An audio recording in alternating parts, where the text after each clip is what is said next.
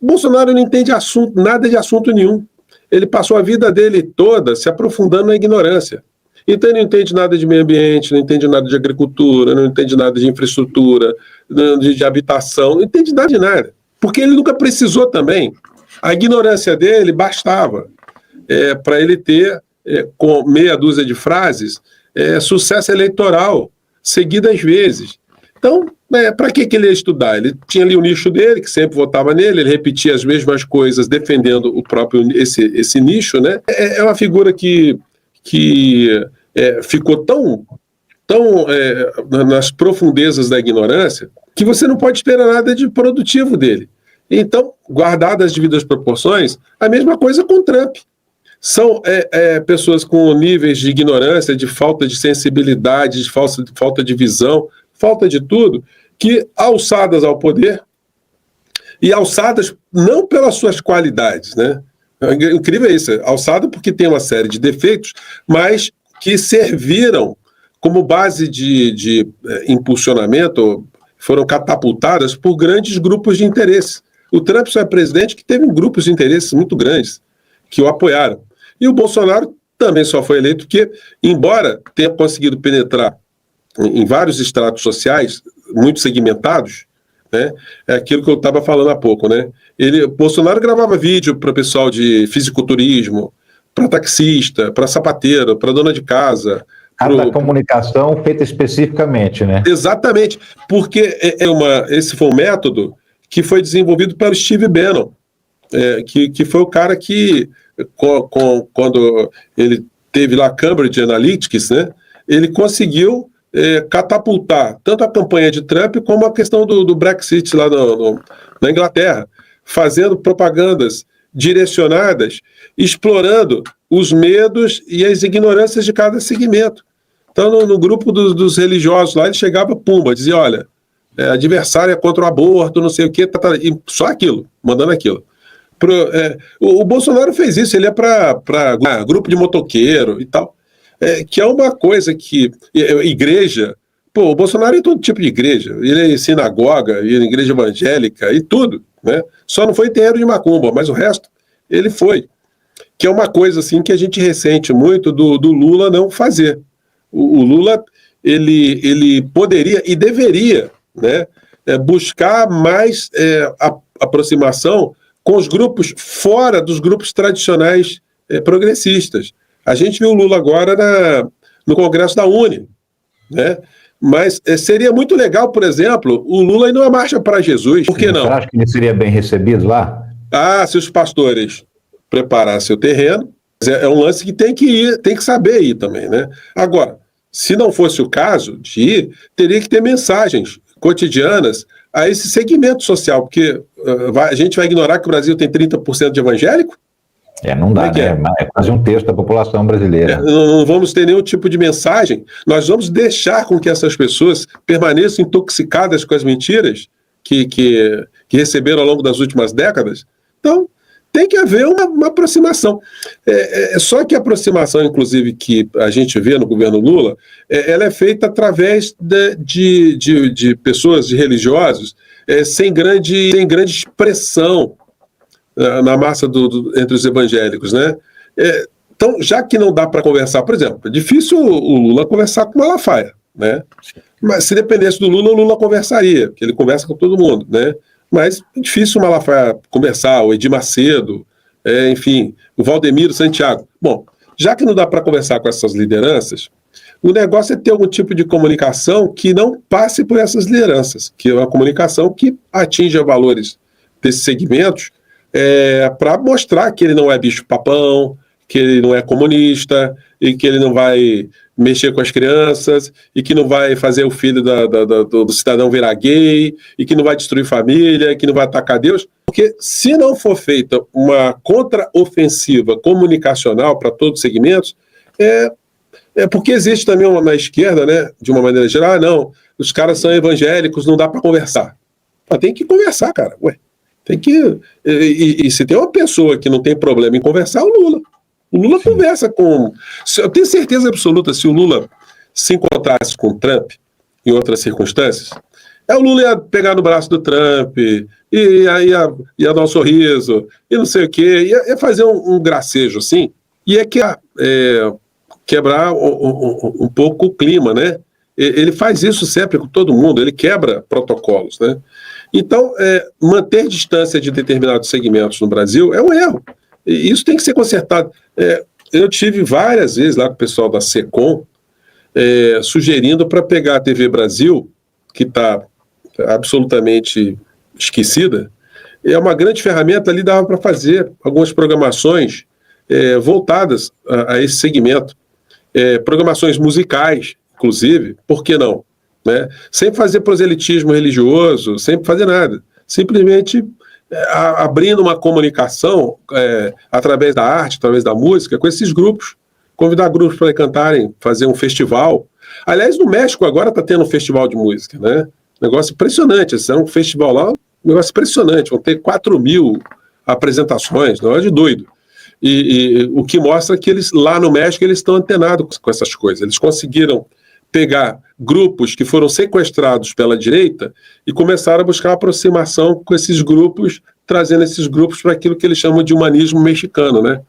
A gente tem muito para aprender. E não dá para dar bobeira não, Ricardo, porque a extrema-direita, com todos os problemas, eles podem causar muitos estragos ainda em função da intoxicação que uma parcela da sociedade brasileira tem, né?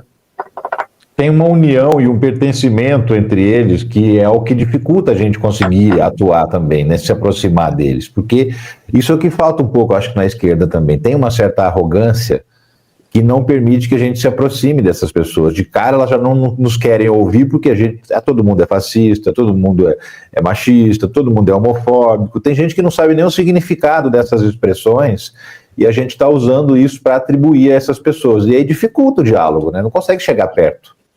Então é o seguinte, é uma coisa que deve fazer com que todos nós, me colocando no meio dessa questão também, todos nós nos reeduquemos para poder colocar em prática aquilo que a gente sonha, né? A gente não quer uma melhor sociedade, a gente não quer que as pessoas tenham um melhor nível de vida, a gente não quer mais educação, mais cultura, a gente não quer as pessoas com projetos de vida, a gente não quer pessoas com sonhos, então nós temos que fazer a nossa parte de uma maneira muito habilidosa. Agora, nesses últimos tempos aqui no Brasil, a gente reproduziu muito um fenômeno que desde sempre acontece para se dominar determinadas sociedades, que é a divisão interna. Na medida que você fica no conflito permanente direita e esquerda, bolsonaristas, lulistas, esquerdistas, bolsonaristas, enfim, a gente não percebe os nossos problemas reais. A gente fica preso, gastando energia entre nós, porque o engraçado é o seguinte, o inimigo, o adversário do trabalhador bolsonarista, do motorista de ônibus bolsonarista, do motorista de Uber bolsonarista, do motorista de táxi bolsonarista, dona de casa bolsonarista, o estudante bolsonarista. O adversário deles não somos nós, e nem eles são os nossos adversários, enquanto conflito de classe, porque nós pertencemos à mesma classe. Então a gente fica discutindo com as pessoas da mesma classe social da gente sobre filigranas, ou sobre peculiaridades, ou sobre coisas abstratas, e ficar desgastada, né? Ter uma sociedade desgastada. Quanto mais a gente cria essas cisâneas, menos a gente consegue coesão para enfrentar os principais problemas.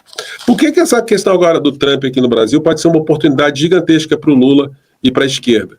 Porque essa situação de ataque à nossa soberania, às nossas instituições, pode provocar uma coesão nacional. Sim, isso aconteceu no Canadá, isso aconteceu na Austrália, isso aconteceu na União Europeia, quer dizer, vários países onde o Trump começa a enfrentar, os candidatos da direita, da extrema-direita, acabam perdendo a eleição, acabam perdendo o apoio popular.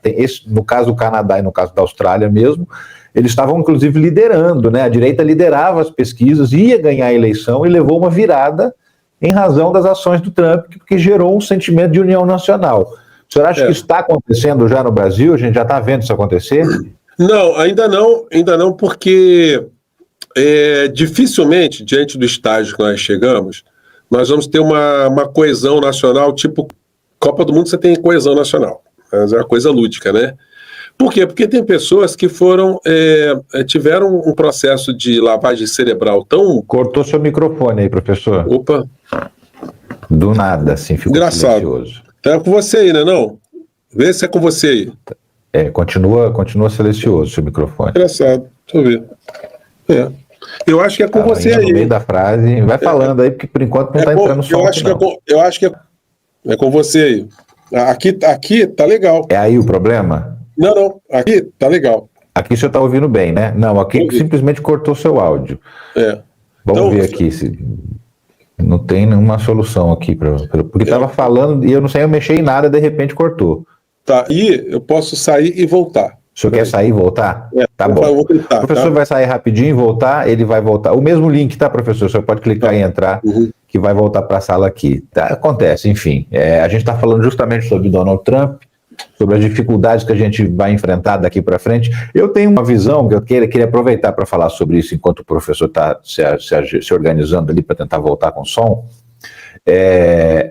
A gente está vendo uma ação assim, concreta e direta das Big Techs, das grandes empresas de tecnologia, que também são beneficiadas pelas ações de Donald Trump. E a gente não pode esquecer disso também. Recentemente, o Mark Zuckerberg, que é o dono da Meta, o Mark Zuckerberg, ele simplesmente disse que ia abraçar Trump, porque o Trump ia combater os países que têm como plano atacar com regulamentação as redes sociais. Vamos colocar de novo o professor aqui. Fala aí, professor. O áudio, eu acho que é com você. Tá bom agora? Voltou perfeitamente agora. Tá.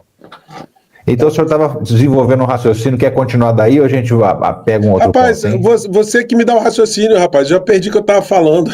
Professor, inclusive aproveitei para falar aqui nesse intervalo, se eu sair e voltar, que é o seguinte, as Big Techs estão envolvidas aí, né? A gente sabe que o Mark Zuckerberg publicou um vídeo dizendo que estava abraçando a causa do Donald Trump, porque o Trump ia enfrentar os países que tinham planos de regulamentar as redes sociais. O grande pano de fundo de tudo isso que a gente está vendo agora é beneficiar as redes sociais, as grandes plataformas, as Big Techs, não? Olha só, aquilo que a gente conversou ao longo do nosso papo aqui. Existem muitos grupos de interesses ligados às ações governamentais dos Estados Unidos, como tem em outros países também, né? Por exemplo, a gente está tendo um problema aqui no Brasil que não foi mencionado também, mas é um problema muito grave também, que é a questão das bets. As bets se converteram em grandes grupos com uma estrutura gangsteriana e que querem que o nosso país não tenha nenhum tipo de vedação a essa ação predatória que eles têm aqui contra a nossa economia. Que é muito dinheiro, Ricardo. Esse ano de 2025, a gente vai passar de 200 bilhões de reais de gastos em apostas. Eu estava vendo o jogo do Brasileirão esse dia aí, o seguinte, a camisa do time estava com uma propaganda de bet, outro time estava com outra propaganda de bet, nas telas de fundo apareciam propagandas de bets alternadas, pelo menos umas 3 empresas, e na transmissão a televisão colocava mais uma vinheta, que todo mundo já deve ter visto, aquela menina que faz uma embaixadinha, dá um chute na bola, né? Acerta um gordinho e tal, acerta o sanduíche do outro, não sei o quê. Então, isso também é uma estrutura que pode estar por trás de ações políticas no nosso país, por exemplo, né? E isso certamente aconteceu, escândalos envolvendo bets, apostas, cassinos virtuais, com bilhões sendo drenados aqui da nossa economia, para nada, inclusive para fora, para empresas estrangeiras. O que dizer dos interesses das grandes Big Techs, que tem no nosso território, tem aqui na nossa economia, um ganho estratosférico. Então, na medida que tem está se discutindo uma votação para interferir nessa atividade econômica no nosso território, isso pode criar também pontos de fissuras ou pontos de ataques à nossa democracia. Porque para esses grupos todos, seria o melhor dos mundos é o que eles estão fazendo na Argentina, por exemplo. Onde na Argentina o Milei simplesmente entregou o país dele. O Bolsonaro fez isso aqui no Brasil, só que aqui ainda teve mais resistência. Aqui quem governou o Brasil mesmo foi o Paulo Guedes, o Bolsonaro era o palhaço. era o bobo da corte. O cara que assinava o cheque, ou que recebia o cheque, era o Paulo Guedes. Paulo Guedes que aprovou a reforma da Previdência, ele que pilotou isso aí, o fatiamento da Petrobras, a privatização da Eletrobras, e ele só não fez mais porque teve alguma reação. Para o Paulo Guedes, nós nunca teríamos uma aposentadoria no Brasil, porque você só se aposentar quando estivesse morrendo. Né? Agora, professor, eu queria compartilhar uma outra tela aqui, que eu acho um assunto bastante preocupante também, para o senhor comentar. Dá uma olhada aqui. Eduardo Bolsonaro diz que a eleição de 2026 pode não acontecer. Ele fez uma manifestação e disse que se não seguir, se não obedecer à chantagem do Trump, nem eleição nós teremos aqui em 2026. Ou seja, isso aqui é mais uma ameaça de golpe de Estado. É muito mais do que uma bravata, né? É por isso que eu estou falando. Veja só a importância que nós estamos tendo nesse momento de ter uma liderança política com foco e está fazendo todos os alertas à sociedade brasileira e está mobilizando para provocar coesão. Então, assim, isso é para ontem. O Lula deveria estar fazendo lives todos os dias pela manhã e respondendo todas as agressões, desmentindo tudo aquilo que é jogado contra ele, ridicularizando coisas que são faladas, são espalhadas nas redes sociais. Mas, infelizmente, o Lula ele não tem essa percepção, parece não ter essa percepção, e quem está perto dele não tem coragem, não tem saco de chamá-lo para isso, de falar, presidente, olha só, a comunicação hoje ela é vital se está nas redes sociais, tá conversando com as pessoas. Nós estamos num momento de conflito. E nesse momento, se a gente não tiver uma vitória no final, quem ganha é a gente. Se essa gente chegar ao poder, o Brasil vai acabar. Eu não sei o que vai acontecer na Argentina. Na Argentina, o Milei está conseguindo uma devastação lá tão grande que é um negócio impressionante. E se a gente perder o poder aqui no nosso país, nós vamos correr riscos também muito grandes, porque com uma parcela da sociedade estressada e alienada, os meios de comunicação, o sistema financeiro, grupos internacionais, todos juntos, foi o que aconteceu na Argentina.